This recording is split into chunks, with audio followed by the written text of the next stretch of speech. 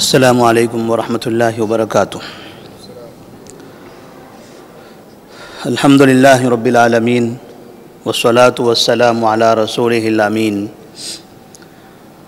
وعلی آلہ وصحبہ اجمعین ومن تبعہم بإحسان الی یوم الدین، اما بعد فاعوذ باللہ من الشیطان الرجیم، بسم اللہ الرحمن الرحیم۔ یا ایہا الذین آمنوا اذکروا نعمت اللہ علیکم اذ جاءتکم جنود فارسلنا علیہم ریحا وجنودا لم تروها وکان اللہ بما تعملون بصیرا۔ نبی کریم صلی اللہ علیہ وسلم کی سیرت کے اس سلسلے دروس میں آج کے درس کا عنوان ہوگا عہد نبوی میں ایک زبردست انقلاب۔ نبی کریم صلی اللہ علیہ وسلم کی نبوت کی خبر سننے کے بعد جب پہلی مرتبہ آپ نے صفا پہاڑی پر کھڑے ہو کر مکے والوں کو اسلام کی دعوت دی، اس وقت سے نبی صلی اللہ علیہ وسلم پر مصیبتوں کا جو سلسلہ چلتا رہا وہ مکہ کے مکمل 13 سال۔ اس کے بعد جب آپ اسی مصیبت کی وجہ سے مکہ چھوڑ کر مدینہ منورہ کی طرف تشریف لاتے ہیں تو یہاں پر بھی مسلسل جنگ بدر، جنگ احد اور دیگر چھوٹی بڑی جنگیں بار بار رونما ہوتی ہیں، اور کئی مرتبہ آپ صلی اللہ علیہ وسلم کو کبھی یہود کی جانب سے، کبھی مشرکین مکہ کی جانب سے اور کبھی عرب کے دوسرے قبائل کی جانب سے قتل کرنے کی کوشش کی گئی۔ اور پھر اللہ تبارک و تعالیٰ نے آپ کی زندگی میں ایک ایسا موڑ لایا، ایک ایسا وقت لایا کہ نبی کریم صلی اللہ علیہ وسلم نے صحابہ رضی اللہ تعالی عنہم سے خوشی سے کہا تھا، الآن نغزوہم ولا یغزوننا نحن نسیر الیہم۔ اب حالت یہ ہو گئی ہے کہ اب اگر کبھی جنگ کرنے کی ضرورت پڑے گی تو اہل مدینہ ان کے گھروں میں داخل ہوں گے، اب وہ کبھی مدینہ نہیں آ سکیں گے۔ اگر کسی نے شرارت کرنے کی کوشش کی، کوئی اگر مدینہ کی طرف بری نگاہ ڈالتا ہے، نبی پر یا صحابہ پر حملہ کرنے کی، ان کو قتل کرنے کی کوشش کرتا ہے، مدینے کو تباہ کرنے کی بات کرتا ہے، تو آج کے بعد سے چاہے عرب کا کوئی قبیلہ ہو، چاہے مکہ کے پوری قوم ہو، چاہے دنیا کا کوئی بھی خطہ ہو، کسی بھی جگہ سے یہ خبر ملے گی تو اب یہ ممکن نہیں ہے کہ وہ مدینہ آئیں گے۔ اب انشاءاللہ یہاں سے اب ہم ان کے گھروں کے پاس جا کر ان ظالموں کو، ان فسادیوں کو سبق سکھا کر آئیں گے۔ اور یہاں سے نبی کریم صلی اللہ علیہ وسلم کی زندگی میں جو تبدیلی آتی ہے، وہ مصیبت، وہ پریشانی، وہ بار بار کے حملے، وہ شہر پر حملے، صحابہ پر حملہ، وہ مدینے کی گھیرا بندی، اب یہ سب ختم ہو گئی۔ اور وہ خاتمہ ہوا تھا جنگ خندق کے بعد۔ جنگ خندق کے جو واقعات ہم کئی دنوں سے بتا رہے تھے، آخری مرحلے میں یہ جنگ داخل ہو چکی تھی، اور اس کے آخری مراحل میں سے وہ مرحلہ تھا جو نعیم بن مسعود رضی اللہ تعالیٰ عنہ کے کردار کی شکل میں ہمارے سامنے آیا کہ انہوں نے نبی صلی اللہ علیہ وسلم کی جانب سے جا کر کفار مکہ، مشرکین عرب اور غطفان، اسی طرح یہودی، ان تمام قبائل کے درمیان میں مدینے والوں کا رعب اور دبدبہ داخل کر دیا، ان لوگوں کو آپس میں متفرق بنا دیا، انتشار پیدا کر دیا، اور اس کے بعد خندق کے موقع پر اللہ تبارک و تعالیٰ کی جانب سے مسلمانوں پر ایک بڑی نعمت اور کفار پر ایک بڑا عذاب نازل ہوتا ہے، اور کفار پر وہ عذاب تھا ہوا کی شکل میں۔ تقریباً مکے والوں نے یہ طے کر لیا تھا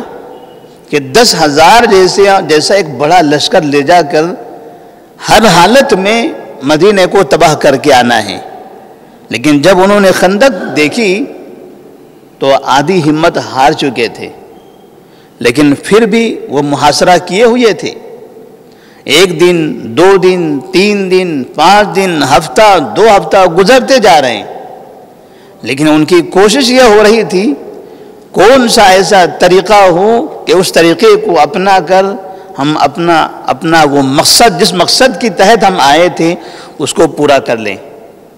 لیکن کہیں سے بھی کوئی راستہ نکلتا ہوا دکھائی نہیں دے رہا تھا۔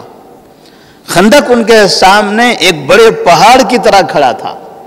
اس کے اوپر وہ چڑھ نہیں سکتے تھے، حالانکہ خندق تو گہرائی ہوتی ہے، لیکن ایک ایسا مضبوط دفاعی مورچہ تھا نبی صلی اللہ علیہ وسلم کی جانب سے کہ یہاں پر مشرکین مکہ کسی بھی طرح مدینہ میں داخل نہیں ہو سکے۔ اور پھر جب تقریباً 1 مہینے کا عرصہ کم سے کم گزر گیا، مسلسل 1 مہینے تک، شوال سن 5 ہجری میں یہ مدینہ میں داخل ہوئے تھے، اور جب واپس جا رہے تھے تو ابن سعد رحمہ اللہ کے قول کے مطابق یہ ذوالقعدہ کے آخری ہفتے، ذوالقعدہ کا آخری ہفتہ چل رہا تھا، بدھ کا دن تھا جب نبی صلی اللہ علیہ وسلم مدینہ کی طرف پلٹے ہیں اپنے ساتھیوں کو لے کر۔ تو تقریباً 1 مہینے کے قریب مشرکین مکہ، بنو غطفان اور یہودیوں کی ساز باز یہ برابر چلتی رہی، اور 1 مہینے تک مسلمان مدینے شہر کو چھوڑ کر سامنے خندق کے پاس ان کے معائنے کے لیے، ان کے مقابلے کے لیے، وہ اپنی دفاع کے لیے، مدینے کی حفاظت کے لیے، مسلمانوں کی حفاظت کے لیے، ان ظالموں کی نظروں سے اپنے آپ کو بچانے کے لیے دن رات محنتیں کرتے چلے آ رہے تھے کہ اچانک اللہ تبارک و تعالیٰ کی جانب سے ایک خطرناک عذاب آ جاتا ہے، اور وہ عذاب طوفان کی شکل میں۔ ایسی تیز ہوا چلی ہے، ان تیز ہواؤں کی وجہ سے انہوں نے جو 1 مہینہ وہاں قیام کیا تھا، 10,000 لوگ 1 مہینہ اگر کسی جگہ قیام کرتے ہیں تو ان کے کھانے پینے کا سامان، ان کے رہنے کا سامان، ان کے اور دیگر ان کے مسائل کیسے انہوں نے تیاری کی ہوگی۔ 1 مہینے تک بھی وہ ہمت نہیں ہارے، ابھی بھی انہیں امید تھی کہ ہم کوئی نہ کوئی راستہ ڈھونڈ ہی لیں گے۔ اگر وہ طوفان نہ آتا، وہ تیز ہوائیں نہ چلتی تو شاید ان کے ایام اور بڑھ جاتے تھے، اس لیے کہ انہوں نے بڑے بڑے خیمے بنا لیے تھے، گھر نما انہوں نے خیمے وہاں پر تیار کر لیے تھے، آرام سے رہتے تھے، کھاتے پیتے تھے، مہینے بھر تک کہ انہیں نہ کھانے کی قلت محسوس ہوئی، نہ کسی سامان کی ضرورت پڑی، جس سے یہ اندازہ ہوتا ہے کہ ان کی تیاری نکلتے وقت میں کتنی خطرناک رہی ہوگی۔ ظاہر سی بات ہے، کسی بھی 2 ملکوں کی جنگوں کا حال جب ہم دیکھتے ہیں، اگر دونوں ملک جنگ میں برابر ثابت قدم ہیں تو سمجھ میں آتا ہے کہ اس کا مطلب دونوں کے پاس تیاری ہے، ان کے پاس بھی میزائل اور دیگر ہتھیاروں کی تیاری ہوگی، ملک میں راشن پانی کی تیاری ہوگی، ان کے پاس بھی ایسے وسائل موجود ہوں گے۔ اگر ایک ملک کے پاس بھی بھکمری آ جائے، کھانے پینے کے لوگوں میں لالے پڑ جائیں، یا ان کے پاس ہتھیار کم پڑ جائے تو جنگ فوراً ختم ہو جائے گی، لیکن یہاں ایسا نہیں ہوا۔ اس میں کوئی شک نہیں کہ مدینے والوں کے پاس یہ ساری چیزیں نہیں تھی۔ جیسے خندق کے کھودنے کی جو واقعات ہم نے بیان کیے تھے، لوگ کئی دن تک کھانا نہیں کھاتے تھے، بھوک کی وجہ سے پیٹ پر پتھر باندھے ہوئے تھے۔ چند کھجوریں لوگ اپنے گھروں سے لا کر ان کے گھر کی عورتیں یا بچے اپنے باپ کو، اپنے دادا کو، اپنے نانا کو، اپنے ماموں کو لا کر چپکے سے دے دیتے تھے کہ ان کو پتہ چلتا کہ میرے ماموں، میرے خالو اور میرے ابا کئی دنوں سے بھوکے ہیں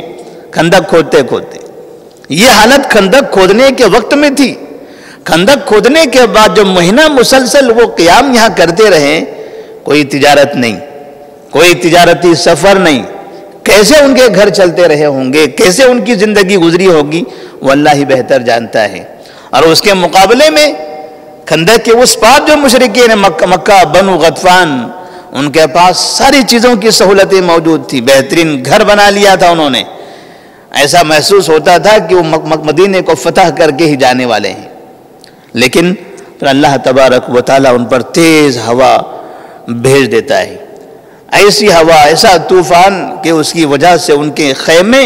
جو گھٹیاں گاڑ گاڑ کر انہوں نے مضبوط بنا لیے تھے, وہ زمین سے اکھڑ کر اڑنے لگے, اور ادھر ادھر دیکھتے ہی دیکھتے آسمان پر ان کے خیموں کے پردے دکھائی دینے لگے. جو ہانڈیاں, جو کھانے کی تیاریاں, جو سامان انہوں نے لایا ہوا تھا, وہ سب سامان اڑتا ہوا نظر آنے لگا, ادھر سے ادھر بھگدڑ مچ گئی. 10,000 لوگ آپے سے باہر ہو گئے, انہیں سمجھ میں نہیں آ رہی تھی کیا ہو گیا, یہ کون سا عذاب ہے, کون سی ہوا ہے یہ, ایسی ہوا جس نے سب کچھ ستیہ ناش کر دیا, نہ گھر باقی رکھا, نہ کھانا باقی رکھا, نہ اناج باقی رکھا. اب گھر بھی نہ ہو, خیمے بھی نہ ہو, اناج بھی نہ ہو, تو یہاں کیا کریں گے, یہاں کیسے رہ سکتے ہیں وہ. ایسی صورت میں دیکھتے ہی دیکھتے وہاں سے وہ لوگ سرپٹ بھاگنے لگ گئے, اور سیدھے وہاں سے مدینے سے نکلتے ہیں, مکہ جانے کے بعد ہی وہ سانس لیتے ہیں. نبی کریم صلی اللہ علیہ وسلم نے حذیفہ بن یمان رضی اللہ تعالیٰ عنہ سے کہا, جاؤ ذرا ان کے خیمے, ان کے علاقے کا سروے کر کے آؤ, دیکھو وہاں پر کیا کیا ہے, کون باقی ہے, کون آ رہے ہیں, کون جا رہے ہیں. حذیفہ بن یمان رضی اللہ تعالیٰ عنہ وہاں پہنچتے ہیں, پتہ چلتا ہے صرف جہاں دیکھو وہاں سامان پڑا ہوا ہے, خیمے پڑے ہوئے ہیں, اور انسان ادھر سے ادھر بھاگے جا رہے ہیں, کسی کو کچھ سجائی نہیں دیتا ہے. حذیفہ بن یمان رضی اللہ تعالیٰ عنہ نبی صلی اللہ علیہ وسلم سے آ کر کہتے ہیں, یا رسول اللہ صلی اللہ علیہ وسلم, لشکر تباہ ہو گیا, سب چلے گئے یہاں سے,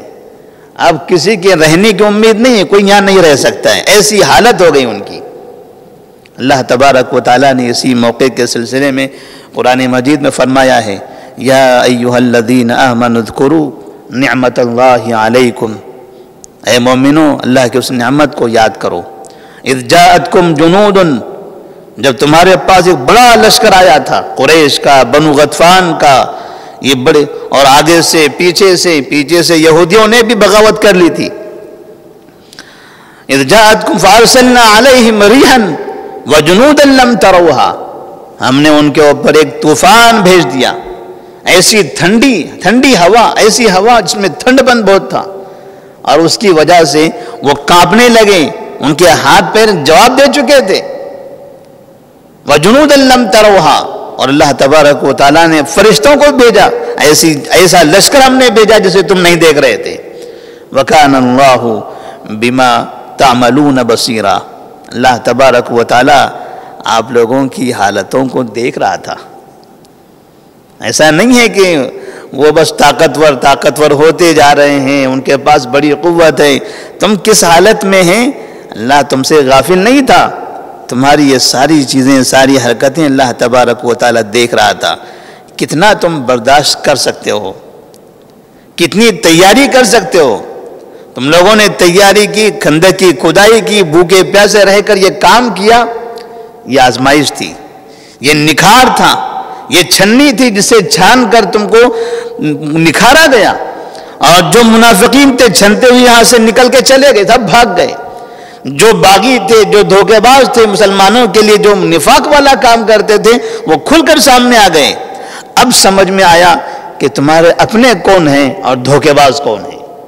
اس جنگ نے اپنوں اور غیروں کے درمیان فرق کر دیا. جن یہودی آپ کے پڑوس میں رہتے تھے, جن سے امن کے معاہدے ہوئے تھے, نبی نے اچھا سمجھا تھا, ٹھیک ہے کوئی قوم رہتی ہے, کوئی مسئلہ نہیں ہے, امن کا معاہدہ ہو, ہم بھی امن سے رہیں, آپ بھی امن سے رہیے, اسلام امن کا نام. لیکن انہوں نے امن کے پیچھے نبی کی خاموشی اور نبی کے صبر کے پیچھے انہوں نے دھوکے دینا شروع کر دیا. تو جنگ خندق کے بعد جب یہ اس طرح سے طوفان آیا اور ان کی تباہی ہوئی، تب نبی کریم صلی اللہ علیہ وسلم فرماتے ہیں الآن نغزو ولا یغزوننا، الآن نغزوہم ولا یغزوننا، بس اب ہو گیا یہ بار بار کے مدینے پر حملہ کرنا، یہ ہمارے گھروں کے پیچھے پڑے رہنا، ہمارے لوگوں کے پیچھے پڑنا، ہمارے جانوروں پر حملہ کرنا، اونٹوں کے چرواہوں کو قتل کر کے اونٹ لے کے بھاگ جانا، انہوں نے انسان چھوڑا نہ جانور چھوڑا، انہوں نے ہمیشہ ہم کو تکلیف دیا، نہ تجارتی راستے ہمارے پرامن رکھے، صرف اس لیے کہ ہم اللہ کی طرف بلاتے تھے، ہم نے اللہ کی طرف ان کو دعوت دی تھی، انہوں نے مانا نہیں، ہمیں مارنا شروع کر دیا۔ لیکن اب وہ زمانہ گزر گیا، اب وہ دن گئے، اب وہ دن انہیں دوبارہ نہیں مل سکیں گے۔ اب انہیں ان کے سامنے دو ہی راستے ہیں، یا تو امن سے اپنی جگہ پر خاموشی سے رہیں گے، یا پھر اللہ نے توفیق دی تو ایمان کے ساتھ ہماری صفوں میں آ جائیں گے۔ اب اگر کسی بھی جگہ رہتے ہوئے انہوں نے شرارتیں کی، پھر اگر فساد مچایا، پھر مسلمانوں پر حملے کرنے شروع کر دیے، تو الآن نغزوہم، اب ہم ان کے پاس جا کے ان کو سبق سکھائیں گے، اب نہیں چھوڑیں گے ان کو۔ تو یہ جنگ خندق جب یہاں سے کفار مکہ چلے گئے، نبی کریم صلی اللہ علیہ وسلم تمام صحابہ کو لے کر مدینہ منورہ کی طرف چلے جاتے ہیں۔ مسلمان پریشان تو بہت تھے، لیکن ان مع العسر یسرا، ان مع العسر یسرا، جب انسان بہت زیادہ پریشان ہوتا ہے کسی چیز میں اور اس پریشانی میں خوشی کی خبر ہو تو پریشانی انسان بھول جاتا ہے، وہ پریشانی انسان کو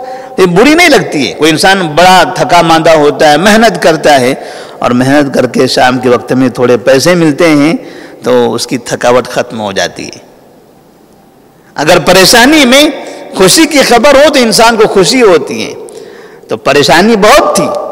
جس کو بیان نہیں کیا جا سکتا، لیکن اس کی پریشانی کے پیچھے جو اب انہیں خوشی نظر آ رہی تھی،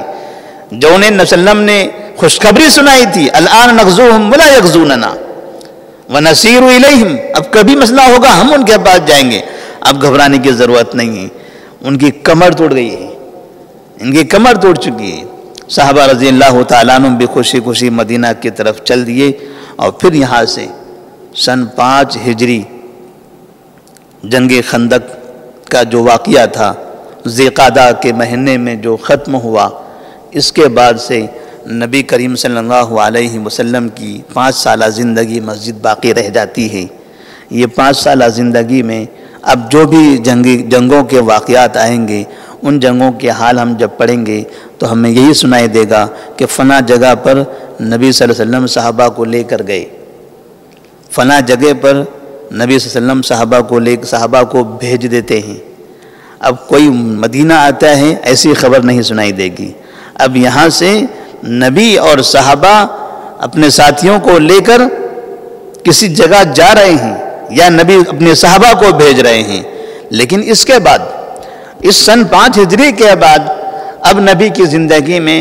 کوئی ایسا حادثہ بڑا پیش نہیں آیا جس میں ہاتھا پائی ہو یا بڑی جنگ ہو، الا ماشاءاللہ ایک جنگ تبوک وغیرہ جو انشاءاللہ بالکل آخر میں اس کا ذکر کیا جائے گا۔ ورنہ عام طور پر جب بھی مسلمان کبھی کسی علاقے میں گئے ہیں تو پہلے سے وہاں رعب طاری ہو گیا، پہلے سے وہاں کے لوگوں نے جو کل تک کے فساد مچانا چاہتے تھے، جب انہیں خبر ملی کہ مدینہ والے آ رہے ہیں، سب گھر بار چھوڑ کے، شہر چھوڑ کے ادھر ادھر بھاگنے لگ گئے۔ کوئی بھی آمنا سامنا کرنے کی طاقت نہیں رکھتا تھا۔ یہ نبی کریم صلی اللہ علیہ وسلم کی زندگی کا ایک ایسا موڑ ہے جو ساری دنیا کے انسانوں کو یہ پیغام دیتا ہے کہ یہ نہ سمجھیں کہ آپ مومن ہیں، مسلمان ہیں تو ہمیشہ آپ کی جیت ہوتی رہے گی، آپ کو کوئی پریشانی نہیں ہوگی، کوئی آپ پر حملہ نہیں کر سکے گا، کوئی دشمن آپ کے خلاف کامیابی حاصل نہیں کر سکے گا، آپ کے ایمان کا امتحان نہیں لے سکے گا۔ 13 سال اور یہ 5 سال، تقریباً 18 سال، 23 سال کی زندگی میں 18 سال کیا معنی رکھتا ہے؟ پوری 23 سال کی زندگی میں 18 سال، یعنی اب صرف 5 سال ایسے تھے جن کو ہم سمجھ سکتے ہیں کہ نبی صلی اللہ علیہ وسلم اب یہاں سے کچھ طاقتور بنے، صحابہ کے اندر کچھ طاقت آئی اور مدینہ امن والا شہر بن گیا۔ اس سے پہلے تک ہمیشہ پریشانیاں۔ تو اس طرح سے ایک مومن کی زندگی میں، ہماری زندگی میں ایک انسان 50-60 سال کی زندگی گزارتا ہے، جب شعور آتا ہے 20-25 سال کا ہوتا ہے، اس کے بعد وہ اپنی آنکھوں سے دیکھتا ہے فنا حادثے، فنا واقعات، تو لوگ کہتے ہیں متى نصر اللہ، اللہ کی مدد کب آئے گی؟ اللہ کی مدد اس وقت آئے گی جب جنگ خندق کی طرح ایمان کے لیے قربانی دینے کی ہم تیاری کریں گے، جب ہمارا ایمان پختہ ہوگا، ہم اپنے ایمان میں مضبوط ہوں گے، تب اللہ تبارک و تعالی ہمارے اندر وہ طاقت عطا فرمائے گا۔ دنیا بھر کی جگہ گلیوں میں منافقین پھرتے ہوں، جہاں دیکھو وہاں مسلمان غیر اللہ کے سامنے سجدے کر رہے ہوں، عورتوں کو دیکھو وہ سجدہ کر رہی ہیں، ماؤں کو دیکھو وہ سجدہ کر رہے ہیں، باپ کو دیکھو وہ سجدہ کرتا ہے، بھائیوں کو دیکھو وہ درگاہوں پہ سر ٹکاتا ہے۔ کہاں سے کس کی ماں کی دعا نہ قبول ہوتی ہے، نہ باپ کی دعائیں قبول ہو رہی ہیں، نہ بیویوں کی دعائیں قبول، نہ بچوں کی، نہ آدمیوں، کسی کی دعائیں، جہاں دیکھو شرک کے اڈے بنے ہوئے ہیں، اور پھر کہتے ہیں کہ اللہ کی مدد کب آئے گی؟ اللہ کی مدد ان لوگوں پر آتی ہے جو حقیقی مومن ہیں، اور جس وقت مدد نازل ہوئی تھی اس وقت منافقین وہاں نہیں تھے۔ یہ منافقین کے جنگ خندق کے میدان سے بھاگنے کے بعد کا واقعہ ہے، اس سے پہلے منافقین سب چھٹ چکے، سب نکل چکے تھے۔ اب یہاں صرف خالص مومنین موجود تھے، تب اللہ تبارک و تعالیٰ نے مدد نازل فرمائی۔ جب تک منافقین تھے تب تک کہ وہ پریشان تھے۔ اسے سمجھ میں آتا ہے قوم کے اندر منافقین کا ہونا، قوم کے درمیان مشرکین کا ہونا، یہ اللہ کی مدد کے لیے بڑی رکاوٹ ہے۔ اللہ تبارک و تعالیٰ سے دعا ہے کہ اللہ تبارک و تعالیٰ ہم تمام کو صحیح ایمان رکھنے کی توفیق عطا فرمائے، ہمارے ایمان کی حفاظت فرمائے، اور ہمیشہ اللہ تبارک و تعالیٰ کی مدد مومنین پر نازل ہوتی رہے۔ السلام علیکم ورحمۃ اللہ وبرکاتہ۔